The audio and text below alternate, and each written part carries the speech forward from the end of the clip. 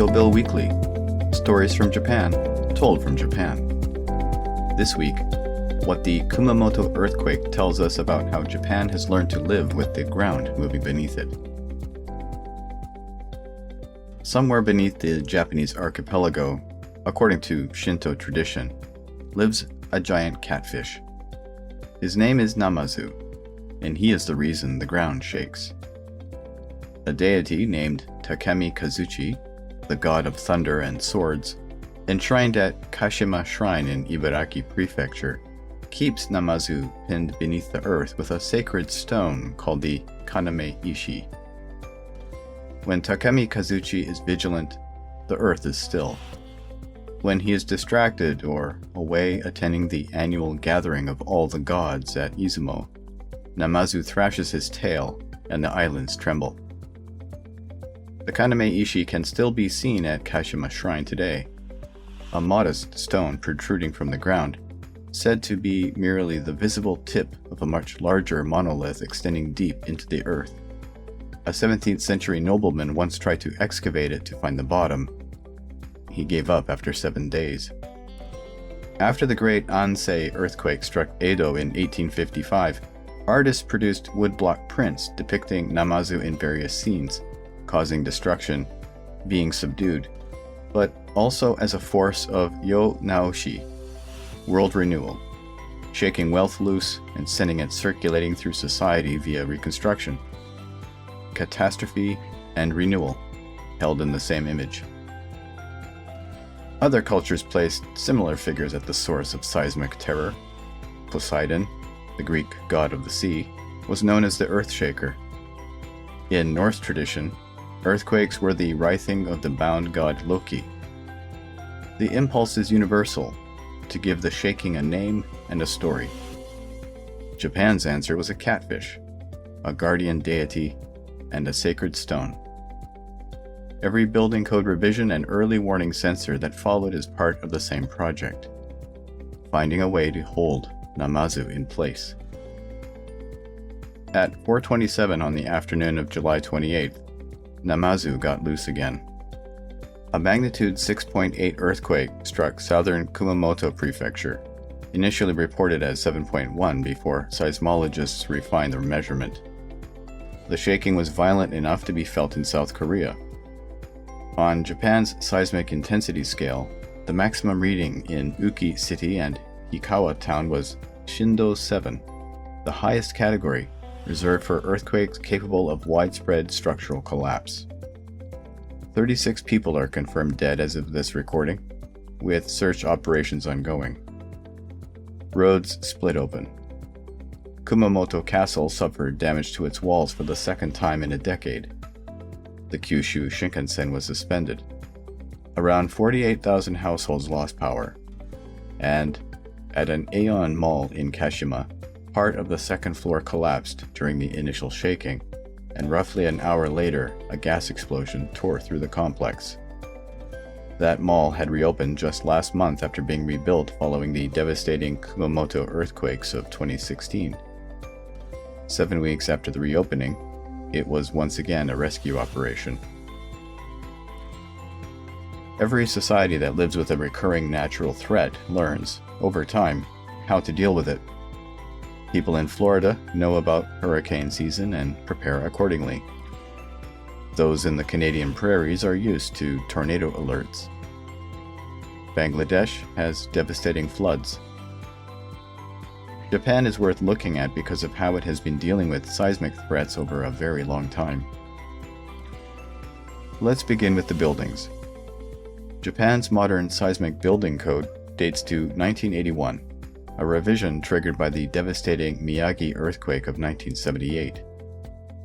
The 1981 code introduced what the Japanese call Shin Taishin, new earthquake-resistant standards, replacing the older Kyu Taishin.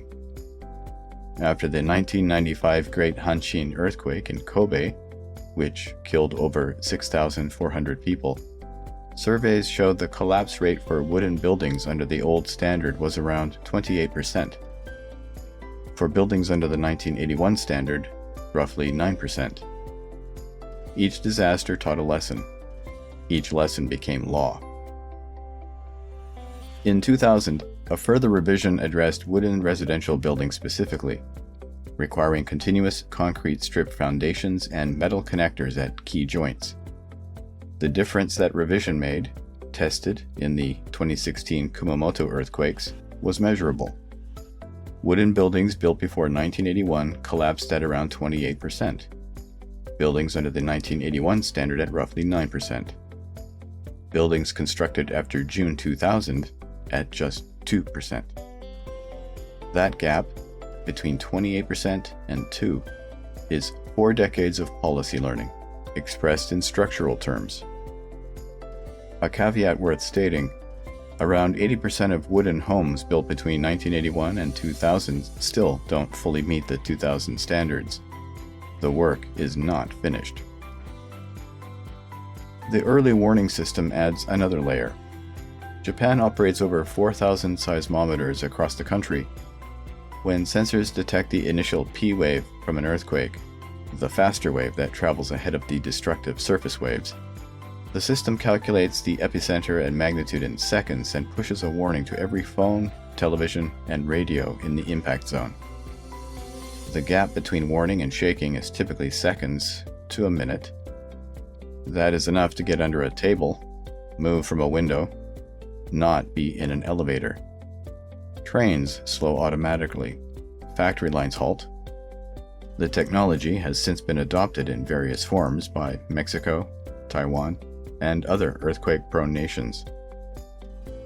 The third layer is cultural.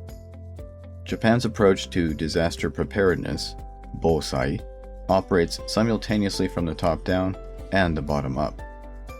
The government builds the warning systems, the evacuation routes, the trained first responders. The individual internalizes it. Children practice earthquake drills from an early age.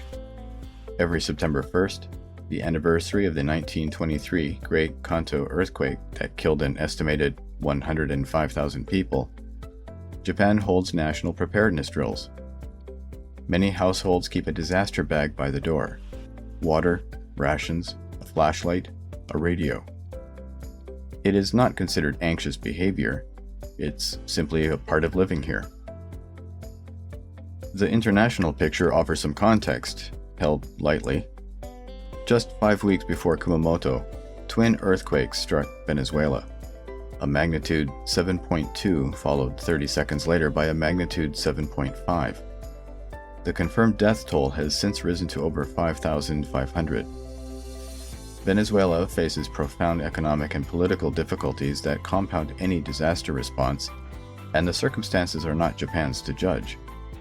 But in the state of La Guaira, 80% of buildings collapsed, and the structural picture is one that has appeared repeatedly in recent years, from Turkey and Syria in 2023, where a comparable event killed over 50,000, to Afghanistan, where even moderate earthquakes exact disproportionate tolls. The earthquake is the same force everywhere. What differs is what has been built around it. Japan's system is not complete.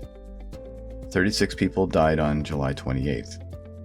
Families are sleeping in evacuation centers in 40-degree heat without water or electricity. The Aeon Mall, destroyed again this July, is a reminder that preparedness has limits, and that secondary events, gas explosions, fires, can defeat even sound seismic design. And the lesson of this earthquake, whatever it turns out to be, will be written into the next revision of the code. That is how it has always worked here. The Kaname Ishi at Kashima Shrine still protrudes from the ground, holding Namazu in place, or trying to. The modern version of that stone is 4,000 seismometers, a building code revised 3 times in 50 years, and a population that knows from childhood what to do when the ground moves. That's the Tokyo Bill Weekly for August 1st, 2026. I've been, and remain, Tokyo Bill. Thank you for listening, and take care.